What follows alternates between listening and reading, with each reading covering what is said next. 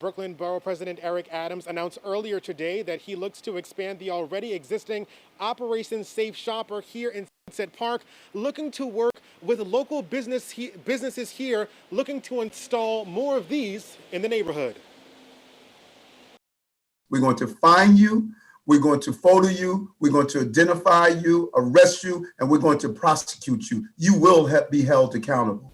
Brooklyn Borough President Eric Adams confident that his plan to combat incidents of hate will help bring those accountable to justice. And we're going to start with a $10,000 allocation that would allow us to put in several cameras, install the cameras, turn the cameras towards the street. This initiative will include help from the Brooklyn Community Improvement Association, hoping to identify ideal storefront locations to install cameras along the busy and bustling 8th Avenue. It is crucial that we put in place the right deterrence and an immediate response to send a message that is not going to be accepted. Jimmy Lee, a community leader and organizer of the New York City Alliance for Unity March, says while this is a good step, it's not enough. I don't think the camera itself will make the community feel safer, but we need more action steps from the state and local leader and national leader. Lee telling me the Asian American community is simply on edge and hopes this effort will protect every member of his community. We need to make sure our kids, when we send them back to school, they are safe in school. And then we need to make sure that our seniors, when they work on the street, they don't get attacked. While a surge in hate crimes is visible across the country, the borough president hoping to narrow in on any attacks here at home. We could target those areas that are being really hit with the increase in hate crimes in the city, particularly our Chinese community. In Sunset Park, Phil Tate, News 12.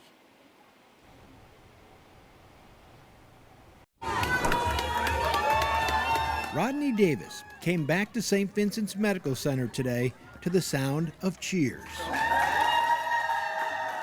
Davis, with his mother by his side, was admitted here exactly a year ago today with this hospital's first COVID case. Last year I walked in here, I couldn't breathe. Davis was in a coma for 2 months. Nurses didn't know if he was going to make it. Some were in complete shock when they saw him today. To see him actually so healthy, robust, and talking is probably the best gift I could have gotten in nursing. Here I am. And today, Davis thanked them all. I'm a miracle. They are my angels and they saved my life, and I'm here today to share this story with everyone. COVID was so new when Davis first came to St. V's. When confronted with this illness back in March, I was scared for every single patient. Now, for caregivers to actually see this living sign of hope and courage. It's definitely a blessing, and it's a gift. It's a total gift. And Rodney says after what he went through here, he's decided to pursue a career in the medical field. He's been accepted to Sacred Heart. In Bridgeport, Mark Sudol, News 12 Connecticut. You don't have to tell John Jones how hard it was to make a vaccine appointment. I called at least 6 or 7 places, and they were all out of the vaccine, or else they didn't have any. They were fully booked, no appointments available. In the end, the Woodbury senior was able to get a shot after his niece found an appointment online. But many seniors report the online reservation system is difficult to navigate, and sometimes state phone lines are overwhelmed. Now Nassau County is trying to ease the struggle.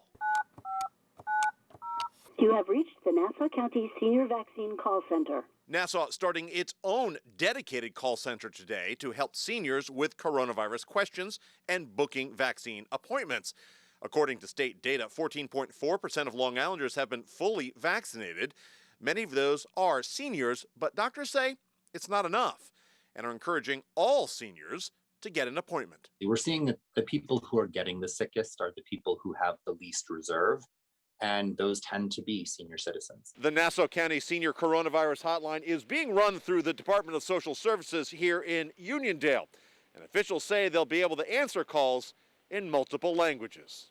We have a language line. We also have our Office of Asian American Affairs and our Office of Hispanic Affairs helping with that as well. Suffolk County says it has a similar service through its 311 information line. When News 12 tried calling the new Nassau hotline, seniors were already queued up. Your wait time is approximately 10 minutes. Some seniors we spoke to were pleased with the service. Oh, it's wonderful. It's a little late. They should have started earlier. Andrew Renger, News 12 Long Island.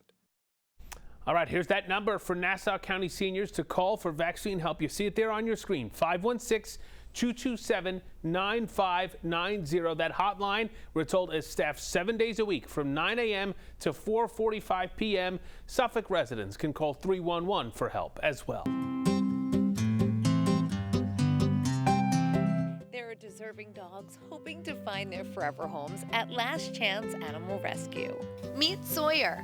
This loving lab mix is 4 years old and 55 pounds. Sawyer loves all of the people he meets. He's a super sweet boy who's been through a lot in his life, but is still so well behaved.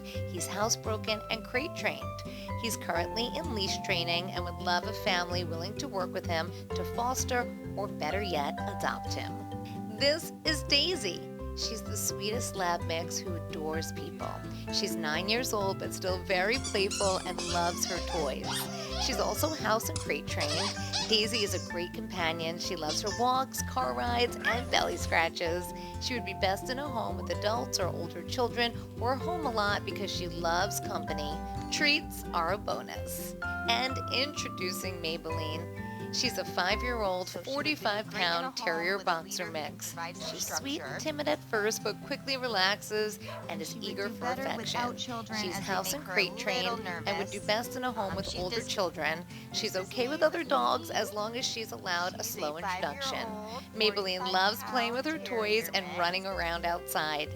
She loves snuggles and gives kisses and is such a happy girl. What a great smile. Please help me find them all homes. We'll connect you to Last Chance Animal Rescue on our website, news12.com. So these parents walked out of this building, and I spoke to some of them, and they remain extremely frustrated. Many of them stood before the Board of Education tonight and said to them, remote learning does not work for our kids. We want to go back full-time 5 days a week. But in response, the superintendent said that cannot happen, and her reasoning was as follows. She says enrollment is simply too large, and there are safety concerns. It was the first in-person Board of Education meeting Secaucus has had in 14 months. And before parents could even get a word in edgewise, Superintendent Jennifer Montesano told them flatly, our current enrollment is what has prevented our district from providing more in-person days. In a prepared statement, the superintendent said the district cannot break CDC guidelines and place more than 12 students inside a classroom. She cited upgrades to ventilation, bathrooms, and PPE, and then made an offering for the weeks ahead. It is clear that providing students in-person instruction with a hybrid A-B cohort, as we have now, but extending those days to a full day is the best and most equitable educational plan to end this current school year. But a continuation of hybrid instruction seems to fall short with parents. I'm here to suggest we move to full days, including lunch for all students, 5 full days. With all the data available to us on transmission among children, on the pitfalls of virtual learning, with successful models of schools that are open, and with vaccines now available, it is still not clear to me why we are not offering more in-person instruction. It should be noted that statewide, more schools are reopening, as is the mandate from President Biden and Governor Murphy. Data shows 142 districts are all in person, 98 all remote, 534 hybrid, and 37 a combination of instruction. All parents tonight had one single theme in mind: remote learning is not working. For many students with disabilities, specifically for our youngest learners, remote learning is the equivalent of no learning at all. Okay then, Chris, so then why can some schools go back full-time, but Secaucus can't? It's a very good question. You know, that exact point was brought up. In fact, one woman stood before the board and said, why can neighboring Rutherford do this? Since September, they've gone 5 days full-time in school. There really was no good answer for that other than they're just trying to stick to the CDC guidelines. Roxanne? You get called for an appointment. It's like a lottery. You've hit the lottery. Maria Holtz and her husband are in their late 60s, but he has heart and lung disease. So every day for the past 2 months, she's tried to schedule COVID vaccines, calling, going online, with no success, despite what she hears from the state. And they give a very nice show on TV, look how many people we vaccinated. But they're missing the most vulnerable, which are the aged or people with health problems. Maria has gotten through to New Jersey's vaccine hotline, only to be told they couldn't schedule appointments. I don't know what they're doing there. Is that like a feel-good line where you call and they try to make you feel better about not getting an appointment? These retirement community residents are in their 70s and 80s. The people here, they can't be up at midnight trying to find appointments online. Many don't have computers, and calling the hotline has left them frustrated. And, we were on the top of the list, and then it seemed like we just kept getting moved down, moved down. And if you think the people calling are the only ones who don't like the system, think again. It doesn't seem like anything I can do is even helpful. This New Jersey vaccine hotline worker is frustrated too. He asked us not to reveal his identity for fear of losing his job. When you're 80 plus and you're talking about being a cancer survivor and you don't get the vaccine, and then they want me to explain this to them. And what do you say to a person like that? I mean, half of these answers I'm making up on the fly. You must be exhausted at the end of the day. Always am. I think about the calls that come in. I'm like, well, maybe I could have done this, or maybe I could have done that. And honestly, I really can't do anything. The New Jersey Health Department says it froze scheduling by phone last month because operators were double booking appointments. We needed to streamline the system on the agent end to prevent scheduling errors, and also offer further training to the agents so that they can best meet your needs. This week, the state said training was complete and the call center was fully operational. But our investigation finds the freeze has had an impact. People 65 and over account for 80% of COVID deaths. But in New Jersey, as of mid-March, they've gotten just 42% of COVID vaccines. And around the region, we've gotten complaints from seniors who feel the system has left them behind. Thank you for calling the New York State COVID-19 vaccination hotline. My wife is on the phone 24/7.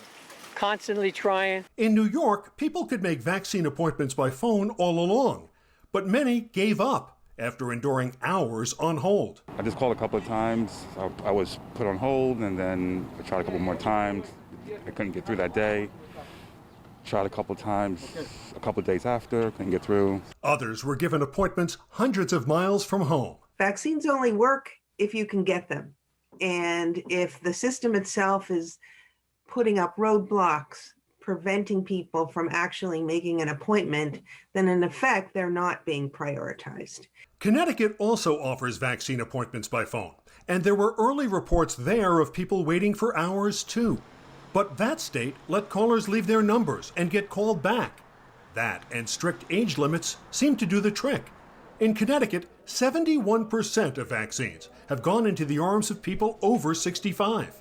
Maria Holt says New Jersey seniors deserve the same priority.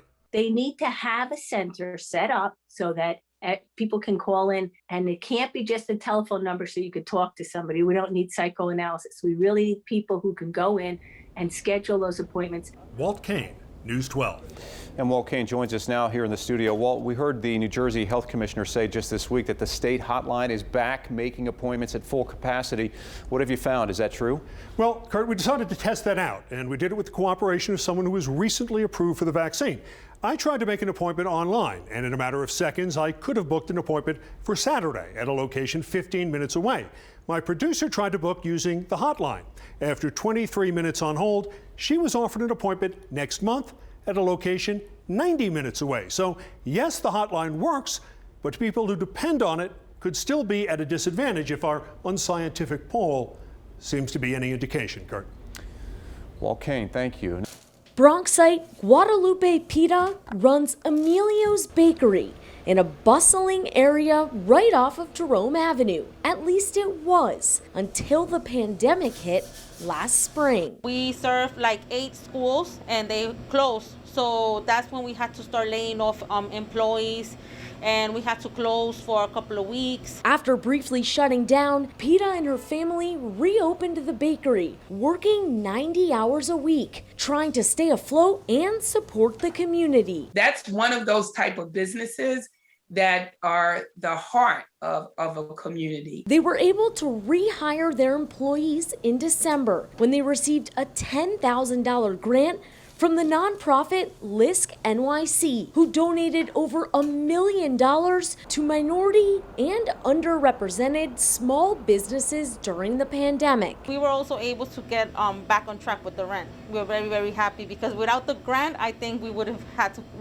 to close. But they didn't just get back on track. They've donated over 100,000 meals, especially to single mothers in the neighborhood who've lost their jobs. We told them that they could come and get breakfast, lunch, or dinner whenever they needed to. She's also made their freshly baked pastries and Mexican sweetbread more accessible for everyone, offering each for only $1 to help those struggling taste a piece of home. They feel like they're in their country when they eat the bread. In Mount Eden, Marissa Marcelino, News 12. Communities are the have been kind of supporting everyone else throughout this pandemic and really kind of continuing to work, are the essential workers. Many immigrant New Yorkers have bared the brunt of this virus. Rebecca Telzak with Make the Road New York, an immigrant advocacy organization, says from a community health standpoint, undocumented New Yorkers should have full access to the vaccine,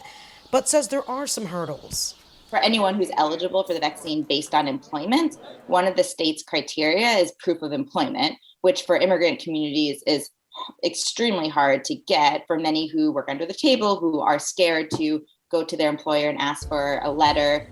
A barrier to the coveted vaccine Make the Road New York is fighting so that people can self-prove employment status for eligibility. Another fight this advocacy group is taking on is the process of even getting an appointment. One thing we're advocating for at Make the Road is to really have a standardized form. When there's different forms, you're getting asked different information, and then that creates a lot of concern and fear in immigrant communities in particular. And although there is some hesitancy in the process, Telzak says there isn't in actually getting the vaccine. Their information is protected. It won't get shared back. And Telzak says it's important to know getting the vaccine will not jeopardize getting a green card or adjusting your immigration status down the road. Aisha McKenzie, News 12. Such great news. Finally, we could get off the couch and head out to the ball game. Governor Cuomo announced today that stadiums will be able to reopen at 20% capacity just in time for the Yankees opener on April 1st and the Mets opener on April 8th. Oh, yeah, I'm very excited. David Maldonado, a Mets fan since birth, can't wait to get a beer and hot dog at Citi Field like old times. Hot dogs here! We had season tickets all the way on the upper deck. It was fantastic. If you want to snag tickets, you must do one of two things: provide a negative COVID test or have proof you are vaccinated.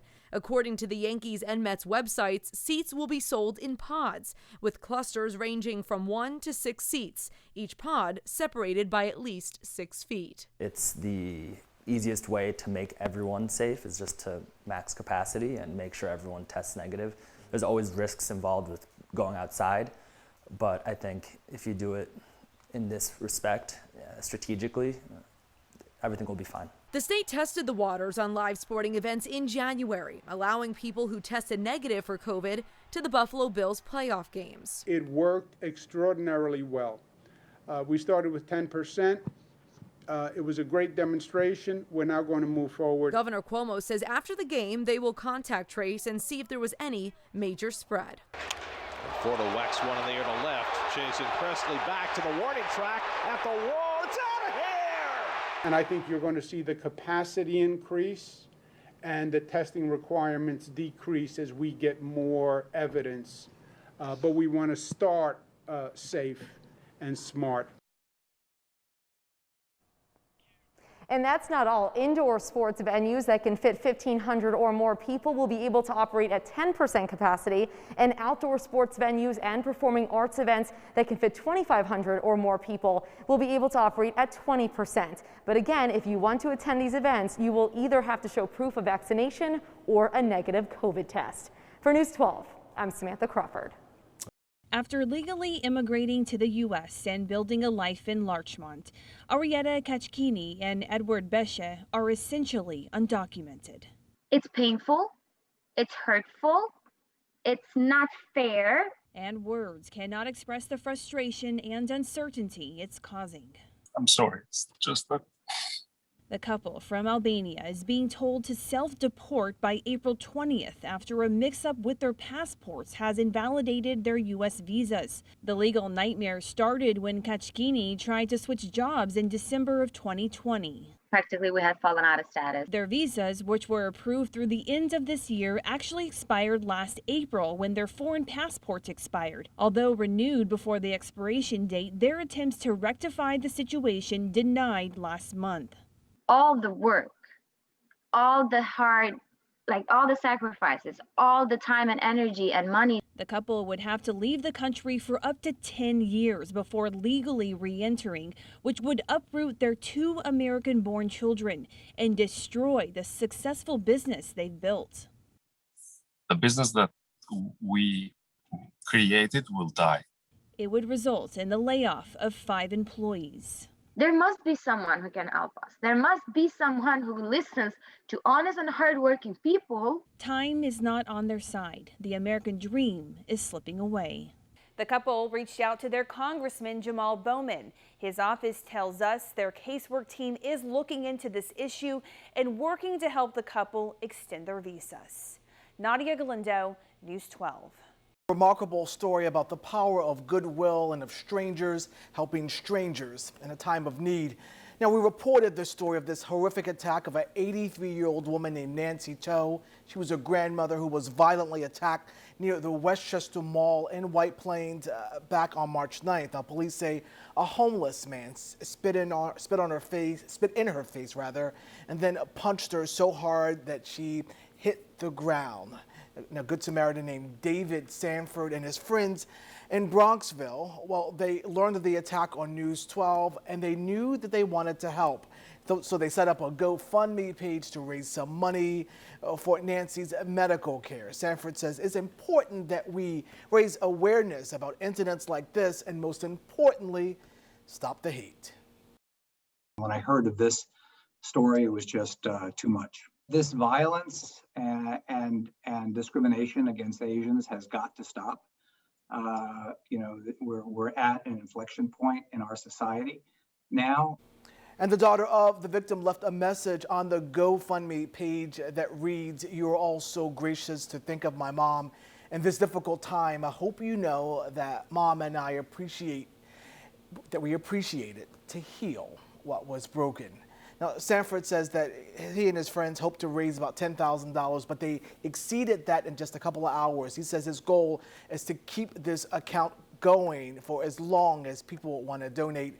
And Ian, I just want to stress, he has never met the family. He was just a community member, him and his friends, who just wanted to do some good. Culture. Hi, News 12. I just won The Voice. Community. The first shot went into the arm of Port Washington nurse Sandra Lindsay. Connections. Seems like so much fun. It was pretty hectic. Discover News 12 New York. Hey, look, we're happy, right? A new way to see the best of News 12's local channels from across the tri-state area, all in one place. Now streaming 24/7 on your favorite devices. Discover News 12 New York today.